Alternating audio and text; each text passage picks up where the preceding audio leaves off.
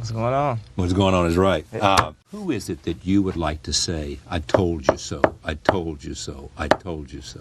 Oh, man, the list is so long. I don't know where to start. Like, do I start with my gym teacher back in high school, who I told her freshman year I was about to get a deal and take Crisscross out, and then she came to me senior year, like, what happened to your record deal? Or do I tell, like, all the label execs that didn't sign me, and they said, who's gonna believe a rapper that dresses like Carlton? Or do I? And then they would say, we'll call you. Yeah, I got hit with those words a few times. Do I say it to the magazines where I begged for covers, or said that I felt like the album should get a higher rating, and people say, well, what's wrong with him? You know, I just felt if you put your heart into something and you had a grasp on what was really good and you knew you delivered a good product, you have the right to defend your product after people would criticize it. You have the right to call people and say, man, I feel like it deserves something better. If you're in school, if you're the valedictorian, if you're someone that always gets all A's and you get a B, you're going to go to the professor and try to get your grade changed. Right. So I feel like the Grammys kind of stamped it. Now everybody feels like it's okay to like me. You know, it was really different when it came out, and they didn't know if it was cool enough to say you like Kanye yet, you know. So. Stay with that idea, though, because I'm interested in how you and why you believe all of this has happened. I mean, what was it that you did, and why was what you have done this year with this album receive such a response? I just think it was in God's plan. I think I survived my accident. We'll come back for to a that reason. in a moment. Yeah. I think He just has me here for a reason, that I have something to say, and that my ultimate goal is to help people. So He kept me here to somehow help other people. It's not just, you know, me doing this album. Where it could be me giving someone else a hit single, me giving someone some advice that they can carry on, me giving them a song that will help them through their day, or me, you know, starting this foundation. And I think God, He just puts up with this, you know, the bravado. You know, he just deals with it, you know, because I'm still a human being, like, but I'm still one of His soldiers, though, you know. Yeah. But the Lord says it's okay. That's Kanye. Yeah. Is that what He says? Yeah. Or she says, whoever. Stay with I'll come back to the accident in a moment, because it's important and central to your own life experience because of how. Well, you tell me, what happened in October of 2002? Well, I was driving from the studio. I had a long day where I was working on like 3 different sessions, and I think I had like about a 10-minute ride to the hotel, and I fell asleep at the wheel, and I was woken by a steering wheel hitting my mouth at 50 miles per hour. And I looked in the rear view, and I saw my face getting bigger, like something off the movies, like Teen Wolf or something that you use special effects for. Yeah. But I could see the separation in my jaw right here.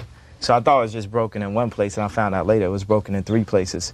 And when the cops finally came, they had to put this, like, the neck brace, like right here up against the chin, right where it was broken. So it was excruciating pain. And they pulled me out in a stretcher. It was like freezing cold in the ambulance. And once I got to the hospital, they kept on asking me the same questions. And I remember screaming out because I remember screaming out and saying, yo, why do you keep on asking me questions? Don't you see my mouth is broken? That was the bad part about it. The good part about it was the recovery. I used Through the Wire and this entire album as my rehabilitation. It was the first opportunity I had to tell people I'm not going to the studio, and instead of staying at the hotel, I snuck in and I made songs that inspired me, songs that gave me life. I feel like this album was kind of like my angel that helped heal me. And because it helped heal you in what way? It revived my spirits. Yeah. It was the songs. You know, I couldn't eat, I couldn't enjoy food. There was a lot of things I couldn't do. But one thing I could do is go to the studio and turn it up loud. And that's the reason why a lot of the music on there are you know, they evoke a certain emotion. They raise your spirits. Any situation you're going through, from spaceships, I've been working this grave shift and I ain't made it. I wish I could buy me a spaceship and fly. And anybody that's in that situation, they listen to the song and it'll be like their spaceship. So being that I feel like this album was my angel, just imagine if you're in a hospital bed and someone came through and healed you. And when you finally recovered, you said, oh, I got this person that heals people. And I want you to meet them. Yeah. So you let the whole world meet them. And then people have the nerve to criticize this person that's helped you so much. And that's the way I felt when people were criticizing my album when it first came out. I'm like, no, you don't. It's not just an album. You don't understand what it's done for me. Was it mainly because of the title, Jesus Walks? Was that what? No, it wasn't just Jesus Walks. Every song, I swear to you, every song. See, people try to pinpoint Jesus Walks, but the entire album is spiritual. It's like no Stellar Award nomination can take away from the impact of what this does for people. When they hear Family Business, when they hear Through the Wire, if they've been in an accident, when someone whose boyfriend just got locked up for selling drugs because he couldn't find a job and he had three strikes and he had the X on his back, so there was no work opportunities. When she hears drug dealing just to get by, stack your money till it gets sky high. We wasn't supposed to make it past 25. Joke's on you, we still alive. Throw your hands up in the sky and say, we don't care what people say. That right there is like a family member speaking to them. The music on this CD was, I was only the vessel for this. God was in the studio with me when I was recording. Even I don't know in the future, I don't know if I'll be able to make anything like this, because this was my healing process. This was my rehabilitation CD. Yeah. So this came right directly from where you were in the inside. Yes. Yeah. And you worry about whether you can do it again? Yeah, I always worry. But I just have to keep making good music, the best music I can. I can even get more skill, but the whole thing is to always have that heart. Because it's not about, it's people that might be better programmers, better rappers. But where I think I really won is I had the heart. I had the heart to survive through that. And you could access it. Yeah. Yeah. Did you always want to be a rapper? I mean, you started as a producer. Yeah, every black kid wants to be a rapper. Is that right? Yeah. Every little black kid wants to be a rapper or an NBA player or do what their father does or be a doctor or, all these different careers when you're growing up. You see Run DMC, you see LL Cool J. But I really started taking it seriously like in the 7th grade. That you could be? Yeah. I really thought that I was going to come out and like just take Crisscross out. Like I pinpointed the rappers that were still like my age. And in the College Dropout, you are saying to every kid in any urban or rural neighborhood in America, black or white, that you can make it if you believe in yourself. Is that what you're saying? Yeah. And you don't have to have a college diploma to make it. Yeah, well, I always tell people college is a choice. High school is a necessity, but college is a choice. A lot of times people go to school because it's what their parents want them to do. They're chasing someone else's dream. There's so many people that are majoring in stuff. Yeah. If you go to school, like, okay, if you're picking out Christmas gifts, you might have $500 and you got this list and you know exactly what you want to get.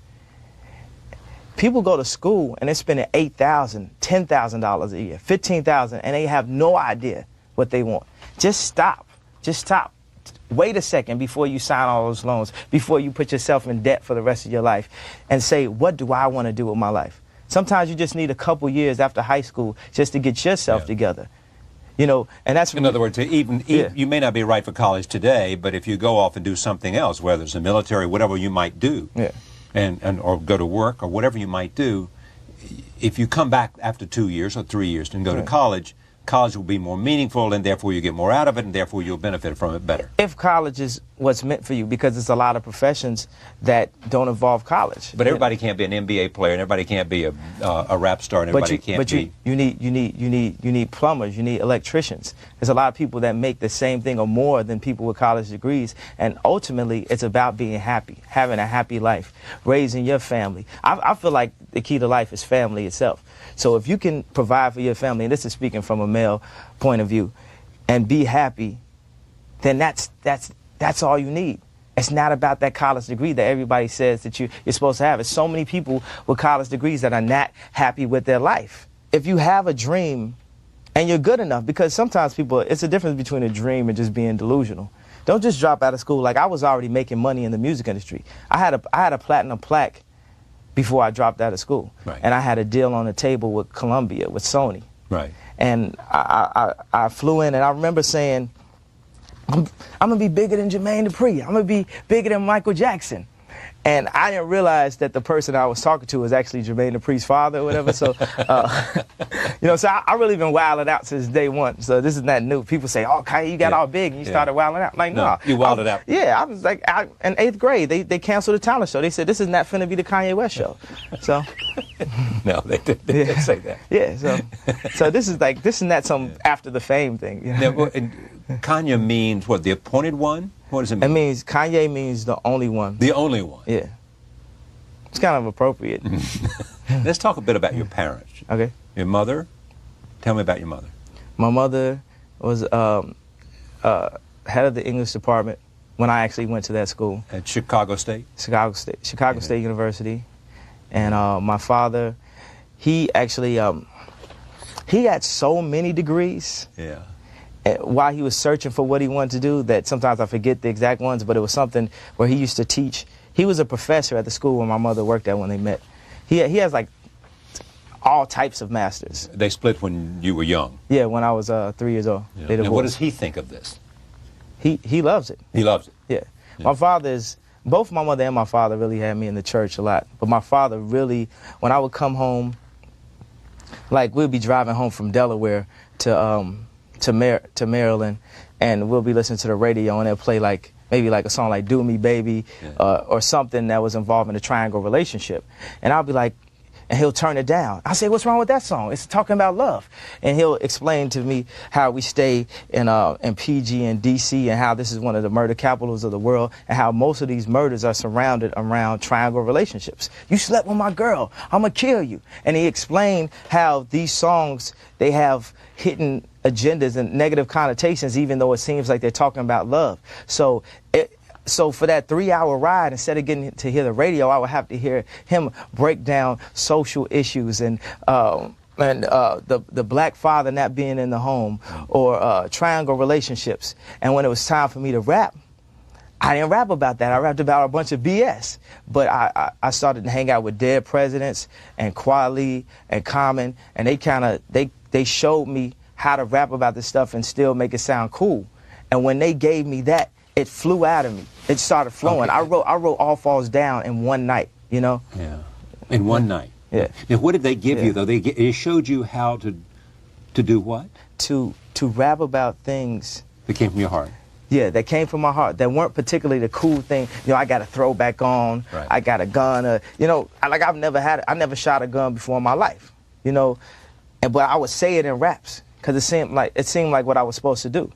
And they showed me how to word what it was you had to say and still make it, tangible to a rap listener. And what was that they showed you, how to make it tangible to a rap listener? A different message, but tangible to a rap listener. Because rap is like, it has a certain edge to it. It has a certain, you got to speak whatever you say with conviction. Right. But it will always be, if you say, okay, I got a gun, you will say like, yo, I got a gun. And you'll say, can I help you? You'll say, can I help you? And say it in a different way. But they showed me how to say, can I help you? Like, can I help you? Yeah. And that's all that this album is. It's, can I help you? Can I help you? So it's like you give that. So people don't actually realize that they're getting like positive energy because it sounds like the exact same thing. It's a trick. Go ahead. It's a what? It's a trick. Like Jesus Walks is a trick. They told me it would never be played on the radio. So the second verse was reverse psychology for program directors. They say you can rap about anything except for Jesus, right? Is it? Oh no, we can play that. We can play Jesus. What that boy talking about? I don't know what you talking about. Yeah. And this goes back to some of the things your father taught you. Yeah. And where did you find the religion?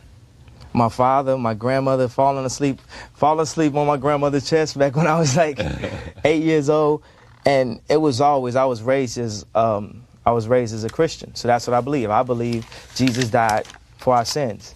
One issue though I have is that I don't believe that people that don't believe that are going to hell, though. But you're supposed to believe that when you're a Christian.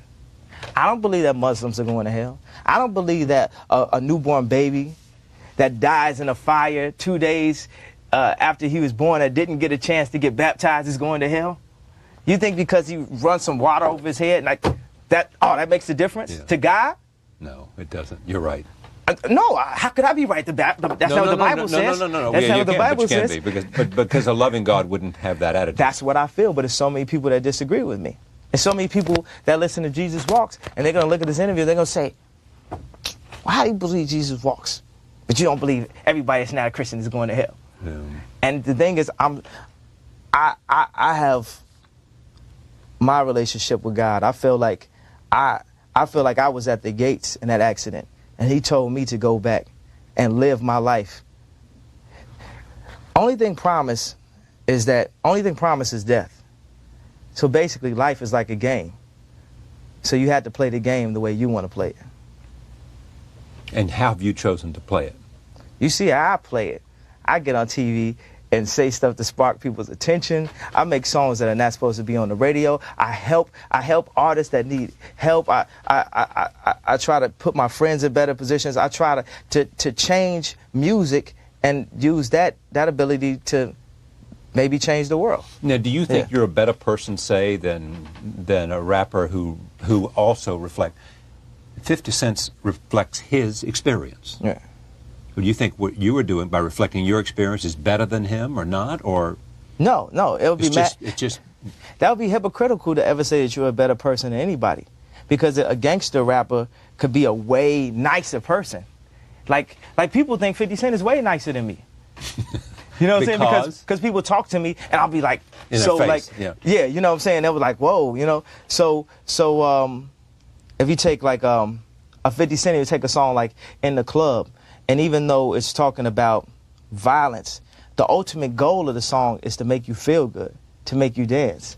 It's people who have a birth. That's the birthday party anthem. And that's what I say on my album too. I use profanity, and I'll say, now throw your mother, get hands, get them hot. Right. And that would be stuff that takes it out of contingency of being considered spiritual. But when I say mother, I'm not using it to curse someone. But I'm speaking exactly like how I spoke when I was broke, how I speak on an everyday basis, how we all speak. And you're also using language that people are used to hearing. Yeah. And you relate it. It's like when you go and you talk to, you speak to, people go and speak to kids. And it'll be that one speaker that comes in and he actually says a curse word. Yeah. That curse word sparks everybody's attention. And right when everybody's open, he gives you all this information. He sneaks it in. And that's kind of what I did. I spit a lot of stuff where it's like we laugh to keep from crying. You know, I'll put a couple punchlines here and there so you can swallow the pill. But certain songs that I written, not just Jesus Walks, All Falls Down, was groundbreaking.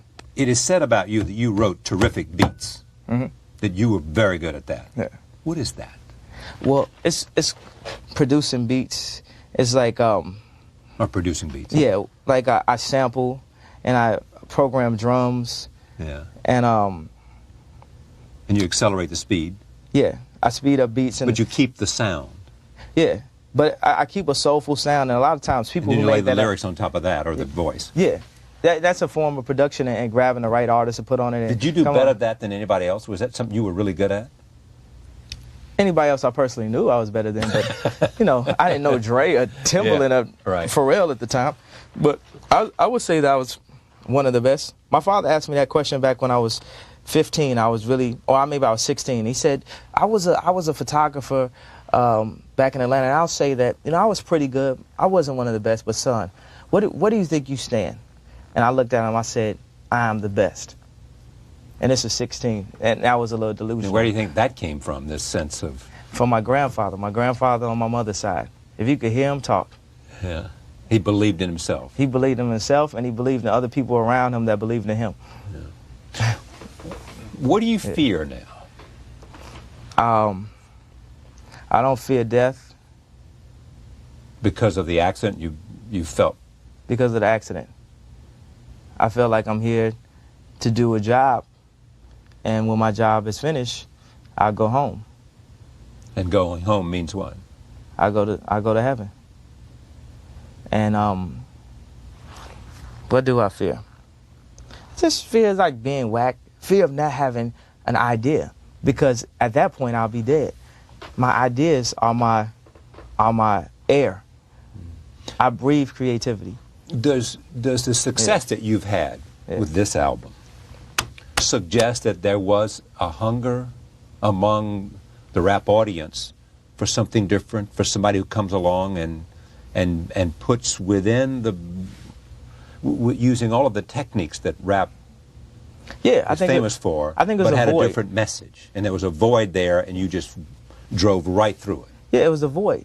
I was like the boxing coach, sitting there watching all these other boxers in the ring. I'm like, just go to the gut. Just go to the gut. And nobody goes to the gut. People are winning in everything. You know, like some people get knocked out, some people are winning. But, you know, I'm like the person they never say could be a boxer all week and everything in comparison. But I just get in that ring and hit people dead in the gut. Meaning, you know, speak from my soul.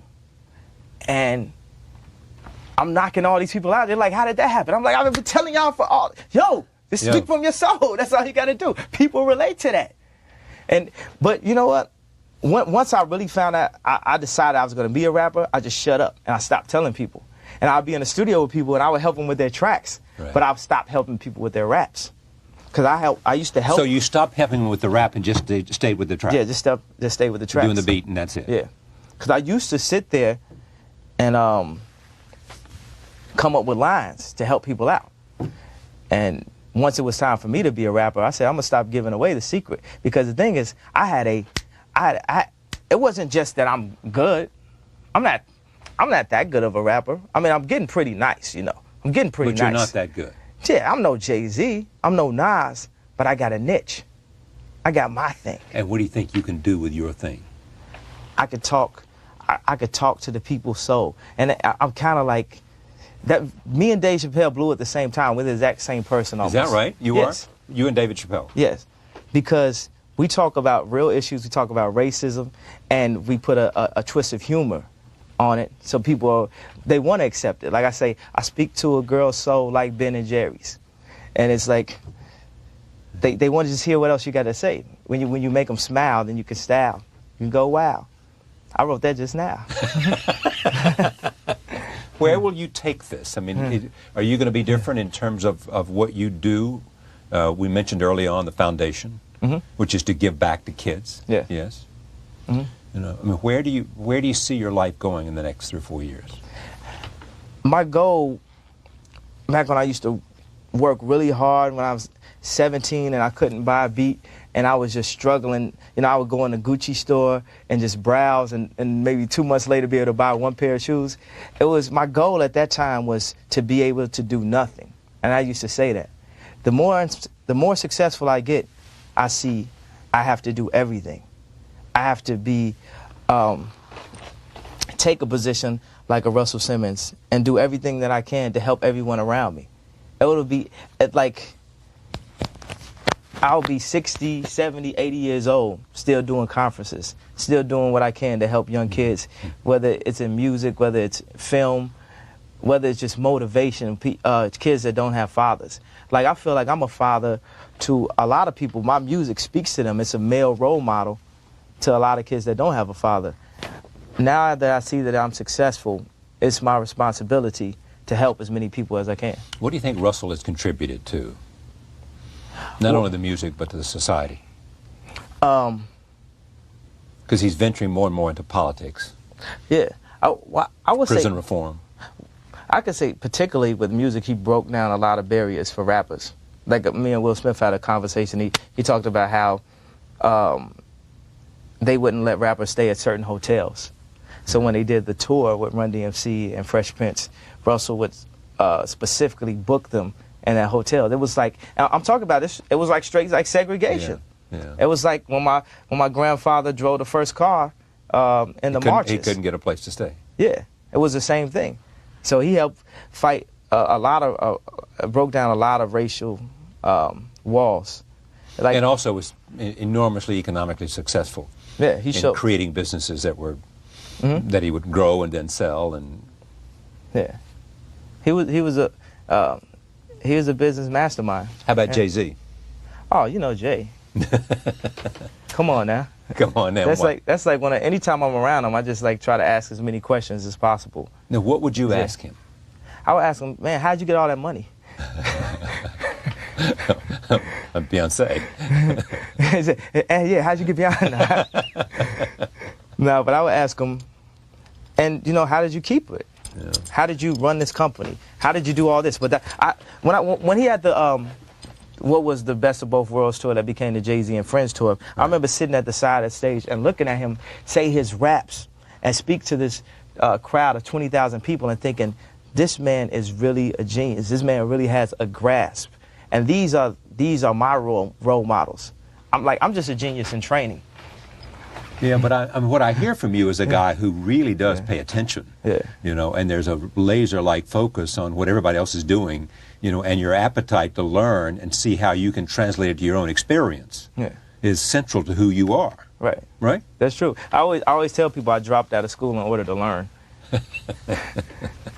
But at the same time, you want to encourage people who are motivated and who believe that college can make a difference in their life. Yeah, definitely. To go. If you want to be a doctor, go to college. Yeah. Do something. Use school. Don't let it use you. It's big business. You know, that's why a lot of times people go to school, they major in something, they end up becoming a professor at a different school for the same thing they majored in. Yeah. Jamie Foxx interviewed you for something. What was it?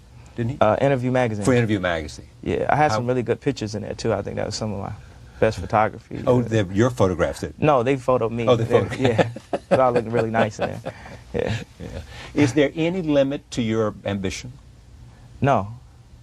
Or any limit to what you think you can achieve? No. Well, no. Because I think right now, if I was to quit rapping and I said I want to go to the NBA, I would be in the NBA. No, you wouldn't. Yes. No, you wouldn't. Yes, I would. No, you wouldn't. Yes, I would. Why would you think you could make it to the NBA? Because I think I could do anything.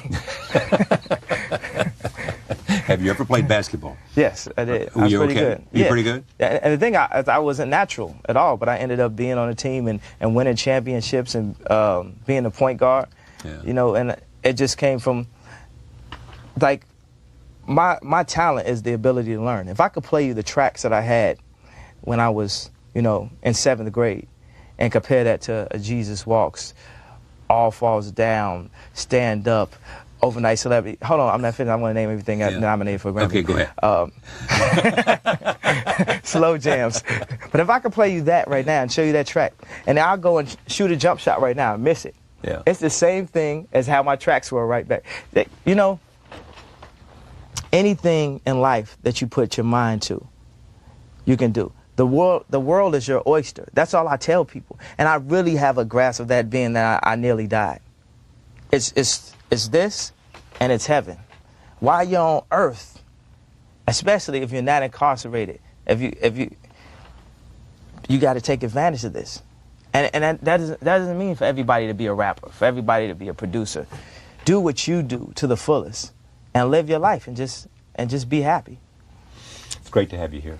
Yeah. Pleasure to have you on the show. Yeah, thank you. Great luck. Good luck at the Grammys on February 13th. Okay.